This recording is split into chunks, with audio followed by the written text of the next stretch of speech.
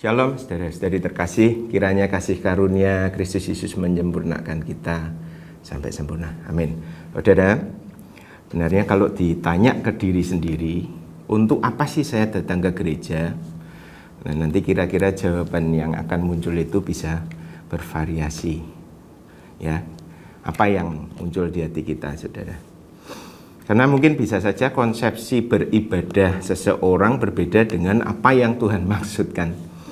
Misalnya, dalam hal sepele aja, kalau di zaman sekarang ini ada yang berpendapat, kalau cara atau gaya ibadah modern, contohnya pakai ruangan gelap, lampu kelap-kelip, musik yang bikin jantung berdebar-debar, ada yang berpendapat bahwa itu adalah sesuatu yang keliru dan tidak pantas untuk ibadah. Tapi ada juga yang berpendapat bahwa gereja modern dengan orang-orang modern, kalau dipaksa duduk, baca kredo, nyanyi kidung, nyanyi mazmur, malah tidak betah, ngantuk. Jadi ada sebagian orang itu menganggap bentuk ibadah konvensional atau yang jadul itu tidak kena sasaran misi untuk dunia modern. Makanya ada yang mati-matian mempertahankan gaya ibadah yang konvensional. Ada yang dengan mudah menerima sesuatu yang baru, perubahan. Tapi juga ada yang lebih keliru lagi, yaitu ada orang-orang yang mendesain ibadah untuk menarik minat orang ke gereja. Nah, ini keliru sekali. Kalau kita ingat Yohanes 12:32 itu, Tuhan Yesus ngomong sederhana mengenai pertumbuhan jemaat, yaitu apa? Apabila Yesus ditinggikan dari bumi, Yesus akan menarik semua orang datang kepadanya. Itu prinsip pertumbuhan jemaat. Jadi seharusnya kalau mau gereja penuh jemaat, mau jumlahnya bertumbuh, ya inilah satu-satunya cara. Kalau seluruh jemaat sepakat tidak meninggi-ninggikan yang lain selain Yesus, hanya Yesus, maka gereja akan bertumbuh. Tapi itu kalau konsepsi ibadahnya sudah betul dulu. Nah, mari kita renungkan dulu mengenai bentuk ibadah. Saudara, apa yang Alkitab tunjukkan pada kita tentang tata cara ibadah di zaman Tuhan Yesus Kristus pada waktu dia berjalan di atas muka bumi. Nah, kita ingat bahwa sejak keluarnya Israel dari Mesir, Tuhan membimbing umatnya untuk beribadah menurut aturan dan bentuk keimaman Harun. Nah, kemudian sampai pada zaman raja-raja, mereka khususnya kerajaan selatan masih mempertahankan bentuk keimaman yang sama, yaitu keimaman Lewi. Tapi perhatikan saudara, pada waktu bangsa ini mengalami pembuangan, dan setelah kembali dari pembuangan, mereka tidak memiliki lagi tabut Allah, tabut perjanjian, kira-kira sejak 587 sebelum Masehi, entah itu disembunyikan atau apa, tapi itu menyebabkan tata cara ibadah umat Tuhan berbeda. Tidak ada lagi namanya korbanot atau korban bakaran. Mengapa bisa disimpulkan zaman Yesus tidak ada ibadah korbanot atau korban bakaran? Karena meskipun via agama Yahudi, pasca Yesus itu ngaku-ngaku bahwa zaman Yesus itu tetap ada korban bakaran. Tapi sebetulnya dari satupun catatan tradisi rabbinik tidak ada yang mencatat nama imam besar yang melakukan prosesi. Kemudian ada bukti secara luar juga, yaitu Jenderal Pompeius Magnus, ya, Jenderal Roma. Kira-kira tahun 63 sebelum Masehi dia masuk ke Bait Allah cari tabut, tapi tidak ada. Karena mungkin memang hilang atau disembunyikan. Dan sampai pada zaman Yesus, Yerusalem itu masih ada di bawah kekuasaan Roma. Jadi mereka pasti takut kalau misalkan itu disembunyikan, takut kalau direbut oleh bangsa Roma. Jadi sangat berisiko kalau zaman Yesus ada tabut, karena pasti takut dilecehkan oleh Kaisar Romawi, karena dulu pernah. Kemudian apalagi perubahan ibadah waktu itu? Ada perubahan yang besar pada Bait Allah kedua, yaitu pasca pembuangan. Bait Allah itu perintah Tuhan untuk membangun hanya kepada Salomo. Tapi perhatikan saudara, Bait Allah itu dirombak total oleh Herodes Homegas, Herodes Agung, Herodes the Great.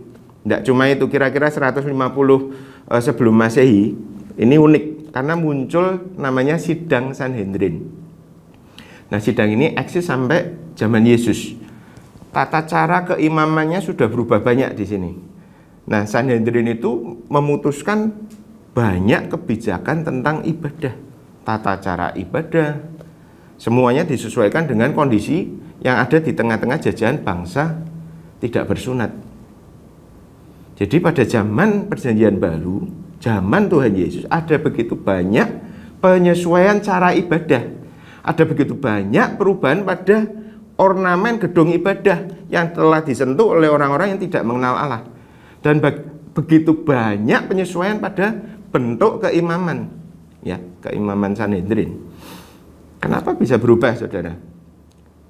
Karena memang bangsa ini ditinggalkan Tuhan 400 tahun lebih. Ingat ya, 400 tahun masa sunyi. Teori 400 tahun masa sunyi. 400 tahun Tuhan tidak pernah berfirman pada bangsa ini sejak Maleaki. Perhatikan, saudara, ibadah tetap jalan tanpa kehadiran Tuhan. Liturgi tetap dijalankan tanpa kehadiran Tuhan. Persembahan tetap ada tanpa perkenan Tuhan.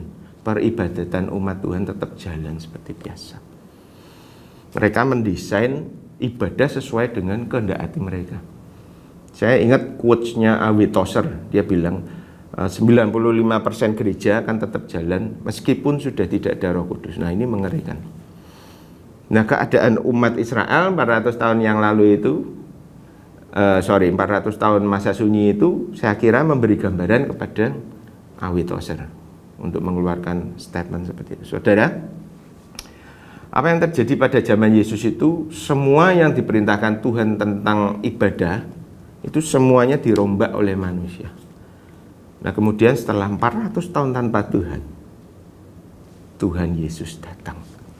Allah sendiri dalam wujud manusia. Dan Tuhan Yesus merombak itu semua. Kita baca ya, Matius 15 ayat 8 dan 9. Ini yang dia rombak. Ini Tuhan Yesus. Bangsa ini memuliakan aku dengan bibirnya, padahal hatinya jauh daripadaku. Percuma mereka beribadah kepadaku, sedangkan ajaran yang mereka ajarkan ialah perintah manusia. Bangsa ini menyembah Tuhan dengan bibir mulutnya saja, tapi hatinya jauh dari Tuhan. Artinya apa? Itu artinya bentuk ibadah yang mereka lakukan adalah ekspresi dari pemuasan diri sendiri. Mereka itu beribadah, nampaknya kepada Tuhan, tapi ternyata ibadah itu mereka tujukan pada sesuatu yang bukan Tuhan. Kepuasan diri sendiri, kebanggaan kebangsaan Israel pada waktu itu, Israel, Yehuda. Maka pada ayat 9 Tuhan bilang, ajaran mereka, cara-cara mereka adalah ajaran manusia. Percuma, kata Tuhan. Dan ini yang Tuhan Yesus rombak di dalam ibadah. Saudara, perhatikan apa yang Tuhan Yesus lakukan.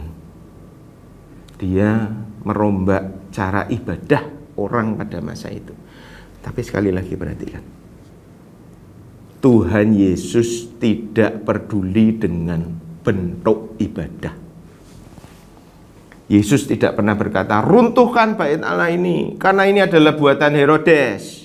Ornamen yang ada di dalamnya salah. Tidak. Tuhan Yesus tidak pernah peduli dengan isi gedung. Perkakas bait Allah, lampu-lampu, ornamen, bokor-bokor, gorden, dia tidak peduli. Yesus juga tidak pernah teriak, turunkan orang-orang yang ada di sidang Sanhedrin, karena mereka merubah keimaman. Tidak. Ganti imam-imam karena mereka tidak sesuai dengan keimaman Harun dan Melkisedek. Tidak. Perhatikan, saudara.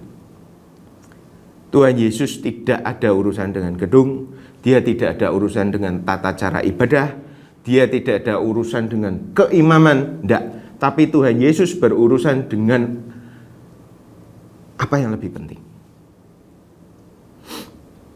Perhatikan, saudara, semua yang ada di dalam Matius 15 itu yang Tuhan concern. Semua yang ada di dalam Matius 15 itulah yang Tuhan pedulikan. Tuhan Yesus sedang membongkar peribadatan yang salah, yaitu hati yang tidak tertuju pada Tuhan. Jadi dia tidak peduli sama semua, bahkan dia lahir dari sistem itu semua, tapi ini yang dia katakan pada bangsa ini menyembah dengan bibir, tapi hatinya jauh dari Tuhan. Ini saudara, esensi sejati dari ibadah yang berkenan di hadapan Tuhan, yaitu kalau hati kita benar tertuju pada Tuhan. Bukan tentang lampu yang kelap-kelip, bukan tentang gaya ibadah yang kuno, bukan tentang musik yang berisik, juga bukan tentang himne yang jadul. Jangan sampai ada seorang atau orang percaya kalau datang ke gereja, kemudian dia mulai menjudge tata cara ibadahnya ini kurang modern, kuno, kurang meriah, kurang gemerlap, WL-nya kurang top, bla bla bla bla. Itu artinya dia tidak mengerti hati Tuhan.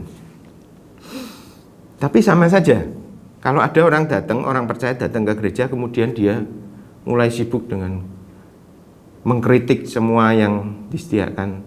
Wah, harusnya gereja itu kan syahdu, lagunya yang teduh, khusyuk. Ini kayak lampunya kayak diskotik, ini gerejanya kayak naik klub. Mulai ngomel, mulai protes. Padahal mungkin Tuhan sedang menjamah banyak hati anak-anak muda di sana. Saudara, bagi saya orang ini pun juga tidak mengerti hati Yesus. Sekali lagi, Tuhan tidak pernah peduli gedung itu buatan Herodes, keimamannya adalah hasil dari era Hasmonean, tabutnya sudah tidak ada. Tuhan tidak peduli itu semua. Tapi yang diperdulikan Tuhan adalah kalau ada orang luarannya nampaknya beribadah, tapi hatinya jauh dari Tuhan, maka Tuhan Yesus akan membongkar itu semua. Kalau ada orang ke gereja tapi dalam waktu ibadah hatinya tidak tertuju pada Tuhan, nah itu dia tidak sedang beribadah pada Tuhan. Maka ibadah itu isinya adalah, kata firman Tuhan di sini, ajaran manusia. Mari saudara, ambil pelajaran dari apa yang Yesus rombak dari ibadah. Kalau kita datang ke gereja, khususkan hati kita pada Tuhan.